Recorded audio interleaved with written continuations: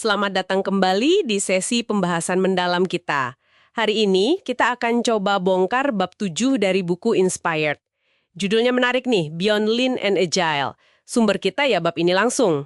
Misinya? Ya, kita pengen tahu, apa sih maksudnya melampaui Lean dan Agile yang udah populer banget itu di dunia produk teknologi?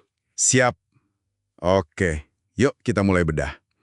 Nah, buku ini langsung ngakuin gitu ya, orang sering banget cari semacam jalan pintas atau peluru perak gitu buat bikin produk sukses. Iya, benar. Lean dan Agile sering dianggap begitu.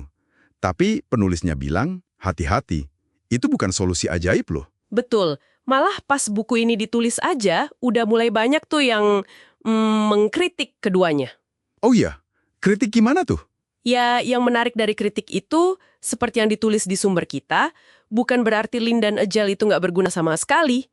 Masalahnya justru seringkali disalahgunakan. Oh, oke. Disalahgunakan gimana contohnya? Contohnya jelas banget di buku itu. Ada tim ngakunya Lean, tapi bikin MVP, minimum viable product aja, butuh waktu berbulan-bulan. Jadi, nggak ada tuh semangat belajar cepatnya. Iya, jadi cuma label aja ya. Bisa jadi. Atau ada contoh lain, tim yang kebanyakan ngetes hal-hal kecil, terlalu detail mungkin, sampai akhirnya nggak maju-maju kerjaannya. Ini kan justru melenceng dari semangat asli Lean itu sendiri ya kan? Oke, paham soal penyalahgunaannya. Terus gimana buku ini ngejelasin cara kerja tim produk yang kuat? Yang katanya udah melampaui pemahaman dasar Lean dan Agile tadi. Nah, itu dia. Ada beberapa poin kunci yang disorot. Apa aja tuh? Yang pertama, soal cara mereka mendefinisikan dan merancang produk. Tim kuat ini melakukannya secara kolaboratif. Kolaboratif. Maksudnya? Jadi, bukan berurutan atau sequential kayak model lama. Lupakan deh cara kerja di mana, misalnya, manajer produk bikin definisi dulu, terus lempar ke desainer buat bikin rancangan, baru terakhir ke engineer buat bangun. Oh, model waterfall gitu ya? Ya, semacam itu. Di tim yang kuat ini ketika peran, manajer produk, desainer, engineer, itu kerja bareng dari awal, terus-menerus kasih masukan satu sama lain. Benar-benar kerja tim ya berarti? Betul. Lalu yang kedua, mereka melihat produk itu secara holistik, menyeluruh. Holistik artinya nggak cuma mikirin fitur per fitur gitu. Tepat.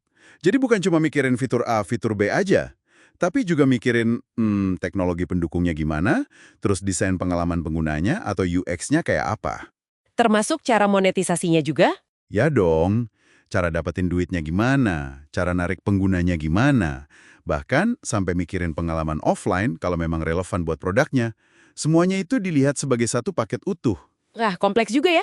Jadi nggak bisa silo-silo lagi antar fungsi. Nggak bisa. Dan cara kerja bareng dan melihat secara utuh ini nyambung banget ke konsep penting lainnya dari buku ini, soal penemuan atau discovery dan pengiriman atau delivery. Discovery dan delivery. Gimana tuh maksudnya? Mereka menjalankannya secara berkelanjutan dan paralel. Artinya, tim secara bersamaan terus mencari tahu produk apa sih yang sebenarnya perlu dibangun. Nah, ini area discovery. Siapa yang pegang discovery ini biasanya?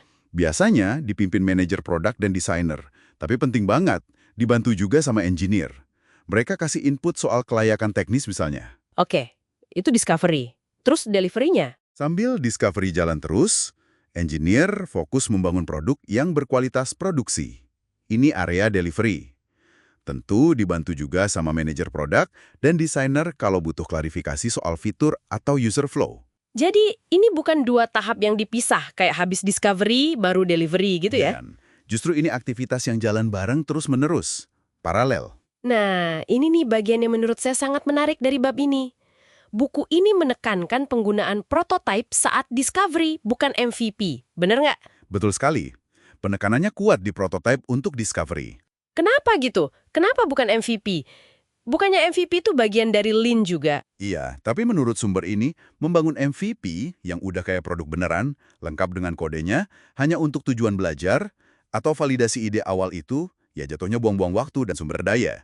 Oh, Justru itu dianggap kebalikan dari semangat Lean yang mau efisien. Prototipe kan bisa macam-macam. Bisa sketsa, wireframe interaktif, mock-up. yang penting bisa dapat feedback cepat ya? Persis, prototipe memungkinkan kita validasi ide dengan cepat dan murah. jauh sebelum kita nulis satu baris kode produksi pun. Jadi belajarnya lebih gesit. Oke, make sense. Ujung-ujungnya, semua praktik ini, kolaborasi, holistik, discovery delivery paralel, prototipe, mengarahkan kita pada pergeseran fundamental dalam pola pikir. Pergeseran apa tuh? Dari fokus ke proyek atau output, jadi fokus ke produk atau outcome. Output versus outcome. Bedanya apa? Model lama yang fokus ke proyek atau output seringnya menghasilkan apa yang disebut proyek yatim piatu. Sesuatu dirilis ke pasar, fiturnya jadi, proyeknya selesai, tapi Nggak mencapai tujuan bisnis yang diharapkan. gitu. Tepat. Nggak ngasih dampak nyata. Terus buat apa proyeknya kalau gitu? Nah, tim yang kuat, menurut buku ini, nggak berhenti saat produknya rilis atau fiturnya jadi. Mereka baru berhenti kalau... Kalau produk itu benar-benar berhasil. Berhasil buat pengguna dan berhasil buat bisnis. Itulah outcome-nya, hasil nyatanya. Oke, jadi jelas banget ya bedanya. Bukan cuma soal menyelesaikan tugas, tapi mencapai hasil. Jadi kalau kita simpulkan nih, apa artinya semua ini buat Anda yang dengerin? Melampaui Lean dan Agile itu bukan berarti ninggalin prinsip dasarnya sama sekali ya. Bukan berarti dibuang. Lebih ke mengembangkan cara kerjanya. Jadi lebih kolaboratif tadi ya, terus lebih menyeluruh atau holistik, dan yang paling penting fokusnya ke hasil nyata atau outcome. Ya, bukan sekedar menyelesaikan fitur atau proyek sebagai output. Dan ini didukung sama proses penemuan yang cerdas dan berkelanjutan, pakai prototipe tadi, yang jalan bareng sama proses pengiriman produk yang efisien. Betul, semuanya saling terkait. Oke. Dan mungkin sebagai penutup ya, ini ada pertanyaan penting buat Anda renungkan. Coba deh lihat tim Anda sendiri, atau tim lain yang Anda perhatikan. Seberapa sering Anda melihat praktik Lean dan Agile yang benar-benar udah kolaboratif dan fokusnya ke outcome? Pertanyaan bagus tuh. Atau jangan-jangan masih banyak yang terjebak di pola kerja lama yang berurutan itu dan cuma ngejar output. Entah itu output berupa fitur baru atau sekedar selesainya sebuah proyek. Iya, mana yang lebih dominan di sekitar Anda? Coba direnungkan. Sampai jumpa di pembahasan kita berikutnya.